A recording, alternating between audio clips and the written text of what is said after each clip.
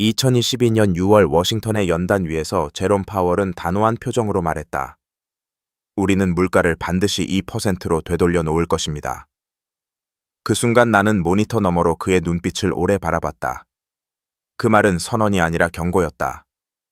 같은 시각 프랑크푸르트의 크리스틴 라가르드 역시 뒤늦은 금리 인상을 예고하고 있었다. 유럽과 미국이 동시에 유동성을 죄기 시작한 것이다. 문제는 시간표였다.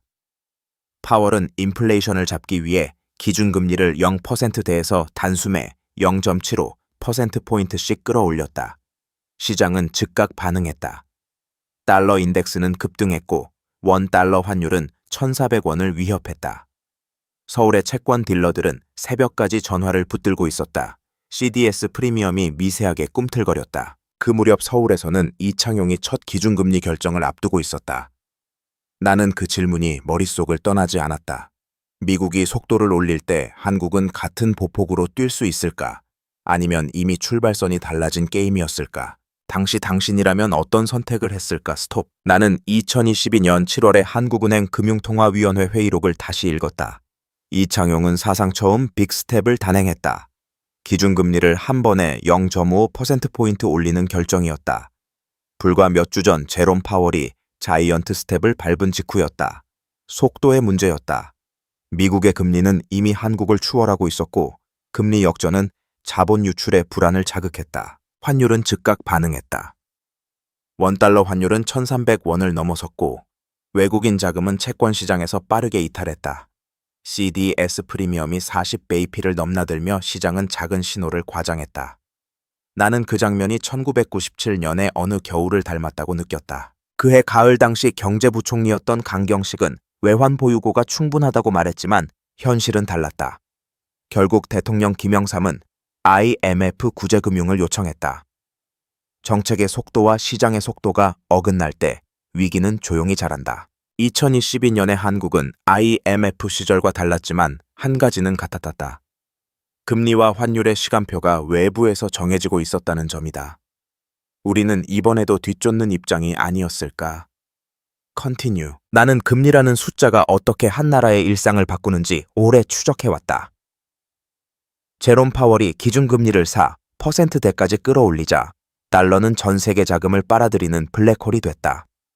미국 국채 수익률이 오르자 신흥국의 채권은 순식간에 매력을 잃었다. 그 순간 한국의 은행차의 금리도 튀어올랐다. 자금 조달 비용이 오르면 대출 금리는 더 빠르게 반응한다.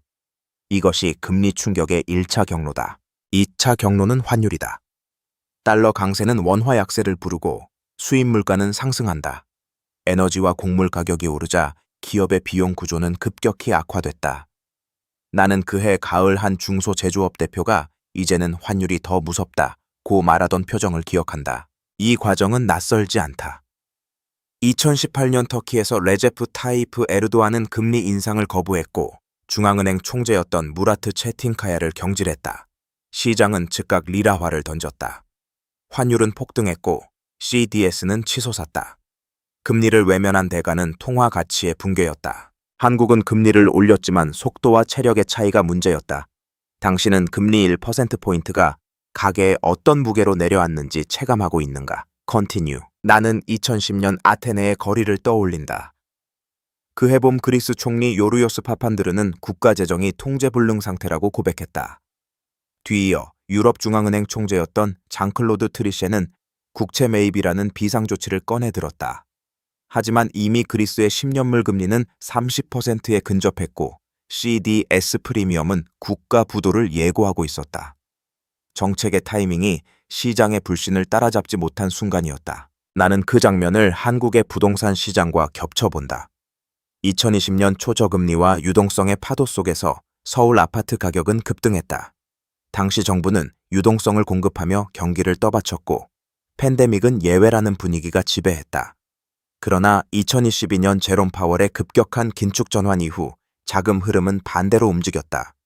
대출 금리는 7%에 육박했고 거래량은 급감했다. 그리스에서 국채 금리가 국가의 운명을 흔들었다면 한국에서는 주택담보대출 금리가 가계의 균형을 흔들었다. 금리 상승은 단지 숫자의 변화가 아니었다. 자산 가격을 통해 개인의 재무제표를 직접 압박했다. 그때 나는 스스로에게 물었다. 우리는 유동성의 시대를 너무 쉽게 믿어버린 것은 아닐까? Continue. 나는 1997년 11월에 서울 외환시장을 기록한 옛 영상을 다시 본다. 경제부총리 임창결은 결국 IMF 협상을 발표했고 며칠 뒤 대통령 당선인이던 김대중은 구조조정을 감내하겠다고 말했다. 원달러 환율은 1900원 가까이 치솟았고 기업의 연쇄 부도는 현실이 되었다. 금리는 20%를 넘었고 유동성은 말라붙었다. 정책 결정이 늦어질수록 시장은 더 거칠게 반응했다. 2022년에 한국은 외환 보유액도 충분했고 은행의 건전성 지표도 안정적이었다. 그러나 나는 한 가지 공통점을 본다. 위기는 늘 부채에서 시작된다는 점이다. IMF 당시에는 기업의 과도한 외화 차입이 문제였다면 이번에는 가계부채였다. GDP 대비 100%를 넘는 가계부채는 금리 인상기에 가장 취약한 골이다. 이창용은 물가 안정이 최우선이라고 강조했지만 금리를 올릴수록 변동금리 대출자의 상환 부담은 기하급수적으로 늘어났다. 부동산 가격이 하락하면 담보 가치가 흔들리고 이는 다시 은행의 리스크 관리 강화로 이어진다. 유동성은 조용히 축소된다. 당시 IMF 협상 테이블에서 선택지가 많지 않았던 것처럼 지금 우리에게도 선택지는 넓지 않은 것 아닐까? 당신이라면 금리와 성장 중 무엇을 먼저 지키겠는가? 나는 남미의 사례를 자주 떠올린다. 2018년 아르헨티나 재무장관 니콜라스 두호브네는 급락하는 페소화를 막기 위해 IMF에 손을 내밀었다. 그 직전 대통령 마우리시오 마크리는 시장 친화적 개혁을 약속했지만 달러 강세와 금리 상승 앞에서 자본은 순식간에 빠져나갔다. 기준금리는 60%를 넘어섰고 CDS는 신흥국 최고 수준으로 치솟았다. 환율 방어를 위한 금리 인상은 곧 경기 침체로 이어졌다. 나는 그 장면이 단지 남미의 문제가 아니라고 생각했다. 제롬 파월이 긴축을 지속하는 동안 달러 유동성은 전 세계에서 흡수됐다. 한국 역시 예외가 아니었다. 외국인 자금은 국내 주식시장에서 빠져나갔고 원화는 약세 압력을 받았다. 한국은행 총재 이창용은 외환시장 안정조치를 병행했지만 환율은 심리의 영역이다. 달러가 안전자산으로 인식되는 순간 신흥국 통화는 상대적으로 불안해진다. 아르헨티나는 결국 IMF 프로그램을 다시 시작했다. 한국은 그 길을 가지 않았지만 구조는 닮아 있다. 금리로 환율을 방어할 것인가, 성장을 지킬 것인가? 당신이라면 어떤 균형점을 찾겠는가? 나는 터키보다 더 극단적인 사례를 떠올린다. 남미의 또 다른 나라 베네수엘라다. 2013년 이후 대통령이 된 니콜라스 마두로는 재정 지출을 줄이지 않은 채 통화를 대량 발행했다. 중앙은행의 독립성은 사실상 무너졌고 유가는 하락했다. 그 결과는 초인플레이션이었다. 국제통화기금 총재 크리스틴 라가르드는 베네수엘라의 물가 상승률을 전례 없는 수준이라고 표현했다. 환율은 통제 불능이 되었고 통화 가치는 종잇장처럼 추락했다. 나는 이 사례를 한국과 단순 비교할 수 없다는 것을 안다. 그러나 중요한 교훈은 분명하다. 통화 정책의 신뢰가 무너지면 시장은 숫자를 믿지 않는다. 금리, 환율, 유동성 모든 지표가 의미를 잃는다. 한국은 여전히 중앙은행의 독립성을 유지하고 있고 이창용은 물가 목표를 명확히 제시하고 있다. 하지만 가계부채와 부동산 가격 조정이 동시에 진행되는 국면에서 정책 신뢰는 더욱 중요해진다. 나는 문득 이런 생각을 한다. 만약 시장이 한국의 정책 의지를 의심하기 시작한다면 그 다음 단계는 무엇일까? 우리는 그 질문에 충분히 대비하고 있는가? 나는 2022년 가을 런던에서 벌어진 일을 주의 깊게 지켜봤다. 영국 총리 리즈 트러스는 대규모 감세안을 발표했고 재무장관 콰지 콰탱은 재원 대책 없는 확장 재정을 밀어붙였다. 시장은 즉각 반응했다. 영국 국채 금리는 급등했고 파운드화는 폭락했다. 연기금이 보유한 장기채의 가치가 급락하면서 유동성 위기가 번졌다. 그때 영란은행 총재 앤드루 베일리는 긴급 국채 매입이라는 결단을 내렸다. 긴축의 시대에 다시 유동성을 공급하는 아이러니였다. 정책 간 충돌이 금융시장을 얼마나 빠르게 흔드는지 보여준 사건이었다. 나는 이 장면을 한국의 재정정책과 겹쳐본다. 금리는 오르고 부동산 거래는 얼어붙었으며 세수는 감소 압력을 받는다. 그럼에도 경기 부양 요구는 커진다. 통화 긴축과 재정 확장이 엇박자를 낼 때 시장은 그 균열을 먼저 읽는다. CDS와 환율이 그 신호를 보낸다. 당시 영국은 총리가 물러나는 정치적 대가를 치렀다. 우리는 통화와 재정의 시간표를 얼마나 정교하게 맞추고 있는가? 당신은 그 균형이 안전하다고 느끼는가? 나는 다시 워싱턴으로 시선을 돌린다. 2023년 초 제롬 파월은 디스인플레이션의 초기 신호가 보인다고 말했지만 동시에 긴축 기조를 유지하겠다고 강조했다. 시장은 그의 한 문장 한 문장을 해석하며 요동쳤다. 미국의 기준금리가 5%에 근접하자 달러는 다시 강해졌고 신흥국 통화는 숨을 고르지 못했다. 서울에서는 이창용이 금리 동결과 인상 사이에서 고민하고 있었다. 물가는 정점을 지나고 있었지만 가계부채는 여전히 무거웠다. 부동산 프로젝트 파이낸싱 PEF 시장에서 연체율이 오르기 시작했고 일부 중소건설사는 자금 조달에 실패했다. 금리가 멈추지 않으면 연쇄 부실로 번질 수 있는 구조였다. 나는 숫자들을 나란히 놓고 본다. 미국 5%, 한국 3%대. 금리 차는 환율을 자극하고 환율은 수입 물가를 자극한다. 그 사이에서 기업의 영업이익은 줄어든다. 유동성은 조심스럽게 회수되고 시장은 작은 균열에도 예민해진다. 파월의 시간표는 미국의 물가를 기준으로 움직인다. 그렇다면 한국의 시간표는 무엇을 기준으로 움직여야 할까? 우리는 스스로의 리듬을 갖고 있는가? 나는 2022년 10월 서울 강남의 한 증권사 트레이딩 룸에 있었다.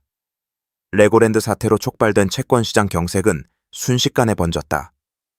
그날 금융위원장이던 김주현은 시장 안정 대책을 발표했고 기획재정부 장관 추경호 역시 유동성 공급을 약속했다. 그러나 이미 단기자금 시장은 얼어붙고 있었다. 기업어음 CP 금리는 급등했고 건설사 PF 자금줄은 막히기 시작했다. 금리 인상이라는 거대한 흐름 위에 신뢰의 균열이 더해진 순간이었다. 이창용은 공개적으로 시장 안정 의지를 밝혔지만 기준금리는 여전히 높은 수준을 유지했다.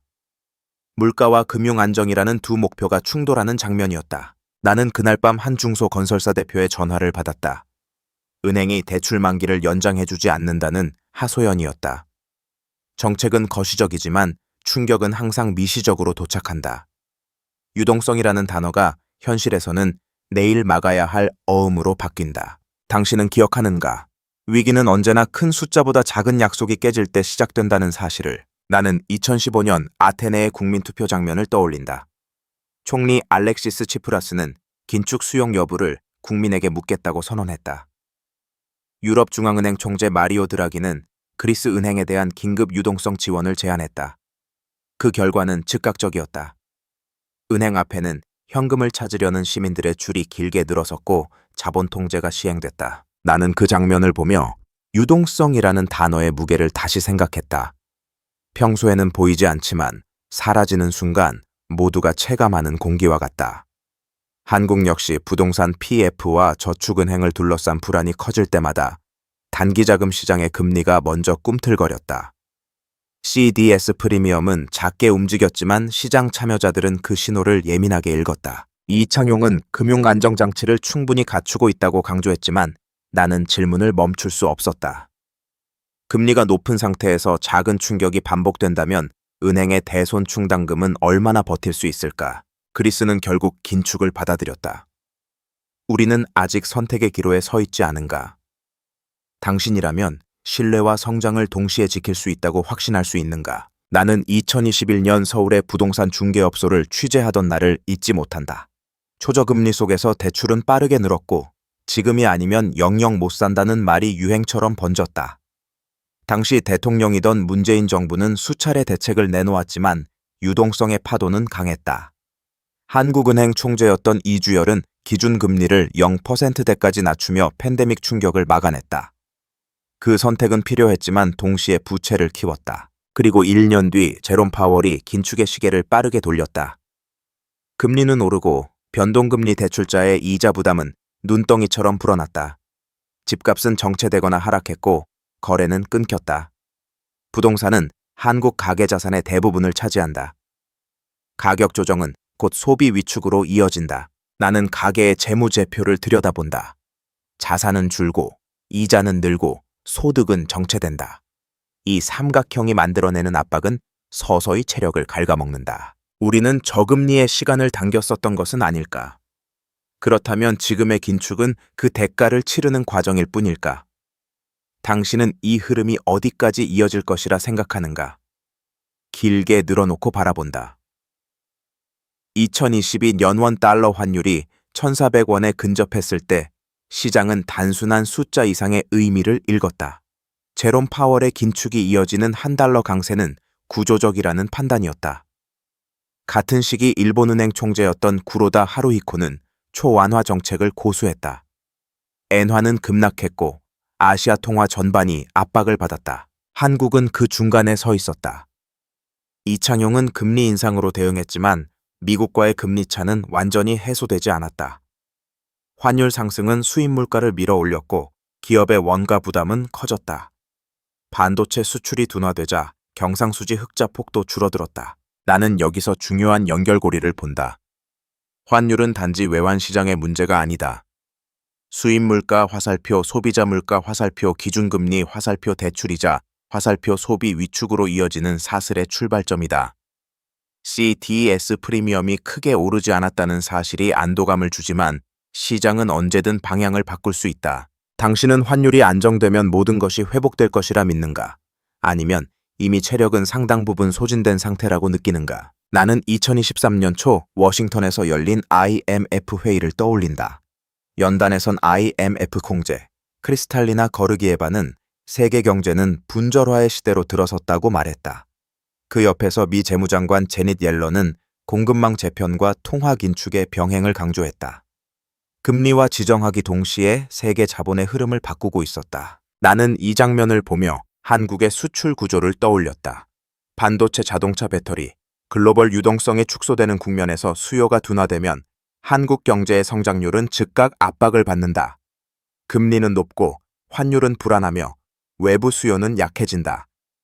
세 가지 변수가 동시에 움직이는 상황이다. 이창용은 성장률 전망치를 여러 차례 조정했다. 물가 안정과 성장 방어 사이의 줄타기였다. 재정당국 역시 확장과 건전성 사이에서 고민했다. 나는 질문을 던진다. 만약 글로벌 금리가 예상보다 오래 높은 수준을 유지한다면 한국의 가계와 기업은 그 시간을 버틸 체력이 충분한가? 우리는 외부 변수에 지나치게 의존하고 있지는 않은가? 나는 2001년 아르헨티나의 은행 앞을 촬영한 기록 영상을 다시 본다. 당시 경제장관 도밍고 카발로는 예금 인출을 제한하는 코랄리토를 단행했다. 대통령 페르난도 디에 에라 루아는 결국 헬기를 타고 대통령궁을 떠났다. 환율 고정 정책은 무너졌고 국가 부도 선언이 뒤따랐다.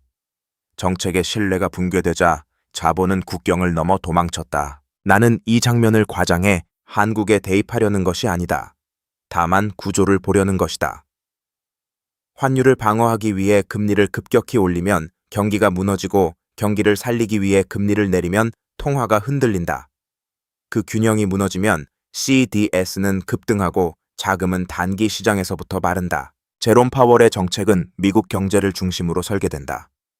그러나 그 파장은 국경을 가리지 않는다. 한국의 가계는 변동금리 대출 구조에 노출돼 있고 기업은 단기 차입 비중이 여전히 높다. 나는 묻고 싶다. 우리는 외부 충격을 흡수할 완충 장치를 충분히 마련했는가? 아니면 아직도 세계 자본의 흐름에 몸을 맡긴 채 흔들리고 있는가? 나는 2022년 말 서울의 한 저축은행 지점을 찾았던 기억이 있다. 예금 금리는 빠르게 올랐고 특판 상품은 며칠 만에 완판됐다. 자금이 은행권에서 제2금융권으로 이동하는 미세한 흐름이 보였다. 금융감독원장이던 이복현은 유동성 관리 강화를 주문했고 한국은행의 이창용은 필요시 유동성 공급 장치를 가동하겠다고 밝혔다. 하지만 금리가 높은 환경에서 부동산 PF 연체율이 오르면 저축은행과 증권사의 재무제표는 빠르게 압박을 받는다. 부동산 가격이 조정되면 담보 가치가 낮아지고 이는 추가 충당금 적립으로 이어진다. 숫자는 회계장부에 남지만 그 무게는 결국 대출을 받은 개인과 기업이 짊어진다. 나는 이 구조를 지연된 충격이라 부른다. 금리 인상은 즉각적이지만 부실은 시간이 지나 드러난다. 그 사이 시장은 안정을 되찾은 듯 보이지만 내부에서는 체력이 서서히 약해진다. 당신은 지금의 금융 시스템이 충분히 견고하다고 느끼는가? 아니면 아직 드러나지 않은 균열이 어딘가에서 커지고 있다고 생각하는가? 나는 2023년 여름 워싱턴에서 열린 기자회견을 다시 떠올린다. 제롬 파월은 더 오래 더 높은 금리 가능성을 열어두었다. 시장은 즉시 반응했다. 미국 10년물 국채금리는 다시 상승했고 달러는 강세를 보였다. 그 신호는 서울 외환시장으로 곧장 전해졌다. 같은 시기 기획재정부 장관 추경호는 환율 변동성에 대해 과도한 쏠림에는 단호히 대응하겠다고 말했다. 그러나 외환시장은 의지보다 금리차를 먼저 본다. 한미 금리 격차가 유지되는 한 자본의 방향은 쉽게 바뀌지 않는다. 나는 수치를 연결해본다. 높은 미국 금리 화살표, 달러 강세 화살표, 원화 약세 화살표, 수입 물가 상승 화살표, 국내 물가 압력 지속 화살표 금리 인하 지연. 이 고리는 생각보다 단단하다. 그 사이에서 기업의 투자 계획은 미뤄지고 가계는 소비를 줄인다. 성장률은 조용히 낮아진다. 파월의 시간표는 미국 경제의 회복력에 기대고 있다. 그렇다면 한국의 시간표는 무엇에 기대고 있는가? 우리는 외부의 리듬이 바뀌길 기다리는 수밖에 없는 것일까? 나는 2024년 초 서울의 한 아파트 단지를 걸었다. 금매라는 빨간 글씨가 붙은 전단지가 바람에 흔들리고 있었다. 금리가 정점을 지났다는 기대가 번졌지만 이창용은 서두르지 않겠다고 말했다. 물가가 완전히 안정됐다고 확신하기 전까지는 기준금리를 쉽게 내릴 수 없다는 신호였다. 그 무렵 워싱턴에서 제롬 파월 역시 인하 시점에 대해 신중한 태도를 유지했다. 시장은 몇 차례 조기 인하를 기대했지만 매번 기대는 뒤로 밀렸다. 미국의 고용 지표가 견조하게 나오면 달러는 다시 강해졌고 원달러 환율은 쉽게 내려오지 않았다. 나는 한 자영업자의 말을 떠올린다. 매출은 줄었는데 이자는 그대로입니다. 금리 고점 통과와 실제 체감 경기 사이에는 시차가 존재한다. 부동산 거래량은 회복되지 않았고 PF 부실 우려도 완전히 해소되지 않았다. 유동성은 공급과 회수 사이에서 여전히 줄타기 중이다. 우리는 금리 인하라는 단어에 너무 많은 희망을 걸고 있는 것은 아닐까? 금리가 조금 내려가면 모든 균열이 봉합될 것이라 믿고 있지는 않은가? 나는 다시 1997년 겨울을 떠올린다. IMF 협상 직후 대통령 당선인 김대중은 구조조정과 개혁을 공개적으로 약속했다. 고통을 인정하는 선택이었다. 그 과정에서 수많은 기업이 사라졌고 실업률은 급등했다. 그러나 외환 보유액은 다시 쌓였고 CDS 프리미엄은 서서히 안정됐다. 신뢰 회복에는 시간이 필요했다. 지금 우리는 그때와 다른 위기에 서 있다. 외환 위기가 아니라 금리의 장기화라는 구조적 압박이다. 제롬 파월의 정책 시간표는 미국의 물가와 고용을 기준으로 움직인다.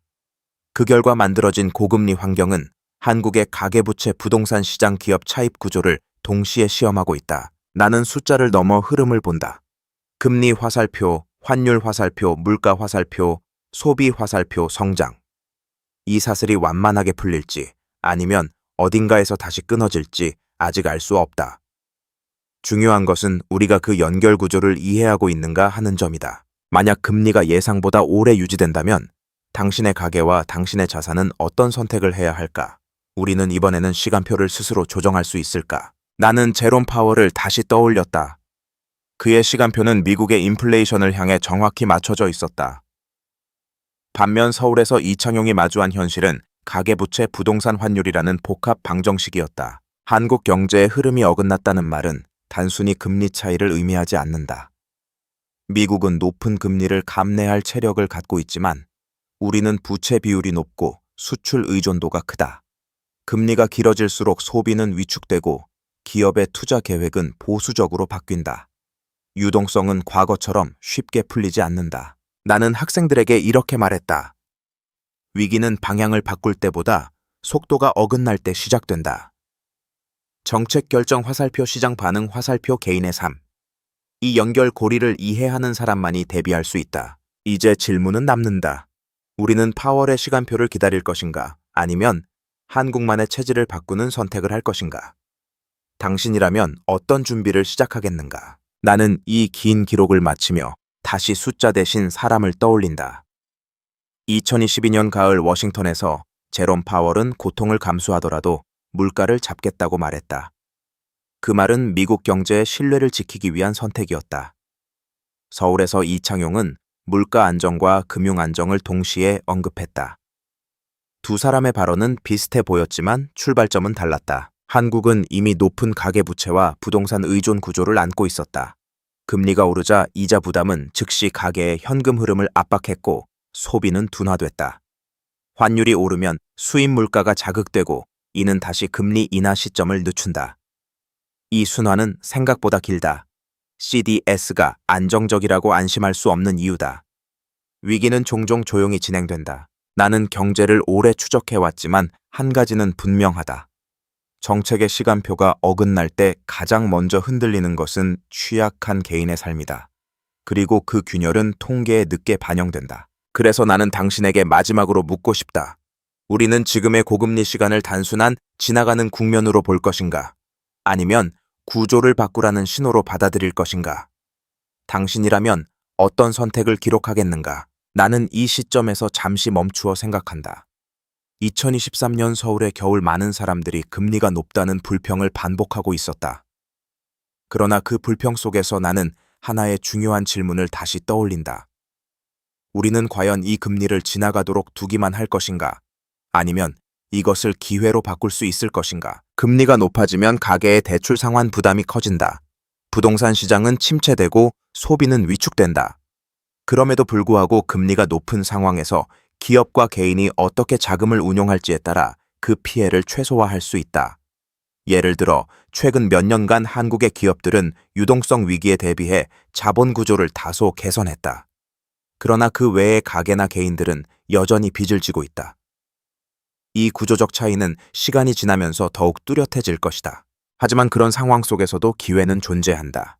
정부의 정책, 중앙은행의 통화정책, 그리고 기업들의 대응에 따라 우리는 위기를 극복할 수 있다. 이미 많은 기업들은 금리가 높아지면서 발생한 자금난을 타개하기 위해 새로운 투자 모델을 고민하고 있다. 기술 혁신, ESG 경영, 그리고 금융상품의 다변화가 그 예다. 2024년이 지나면 금리는 서서히 안정될 것이지만 그때까지 우리는 어떤 선택을 했을지에 따라 경제의 모습이 달라질 것이다. 나는 이 긴 흐름 속에서 한 가지 확실한 사실을 깨달았다. 경제는 우리가 그 속에서 어떻게 살아가느냐에 따라 변화한다. 금리 인상은 단지 숫자의 변화일 뿐이다. 그러나 그 숫자가 일상에 미치는 영향은 상상 이상이다. 그래서 나는 다시 묻는다. 당신은 이 변화를 어떻게 준비하고 있는가? 금리가 높아지는 시대에 당신은 무엇을 선택할 것인가? 나는 이제 이 긴 서사를 마무리하려 한다. 우리가 살아가는 경제라는 세계는 때로는 개인의 선택이 아니라 거시적인 힘에 의해 좌우된다. 제롬 파월의 정책은 미국 경제에 맞춰져 있지만 그 파장은 전 세계를 휘감고 있다. 이창용이 서 있는 서울에서도 그 영향은 뚜렷하게 드러난다.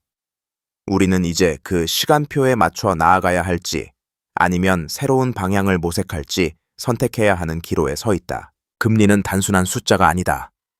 그것은 기업과 가계 국가 경제의 뼈대에까지 영향을 미친다.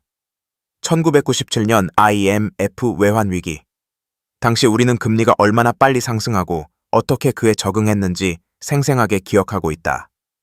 당시 경제는 결국 위기 속에서 재구성되었고 많은 사람들이 그 과정 속에서 상처를 입었다. 그 후로 우리는 많은 교훈을 얻었고 그중 하나는 바로 변화는 피할 수 없다는 것이다. 하지만 이번에는 다르다. 이번 위기는 전 세계 경제의 연결망 속에서 발생한 금리 충격이다. 그것은 단순히 금리가 높아지는 문제가 아니라 금리가 변화하는 속도와 그에 대한 각국의 대응이 초래하는 거대한 시스템적 변화이다. 만약 우리가 이 흐름을 단지 고금리로만 바라본다면 우리는 이미 그 흐름에 휘말려 있는 것이다.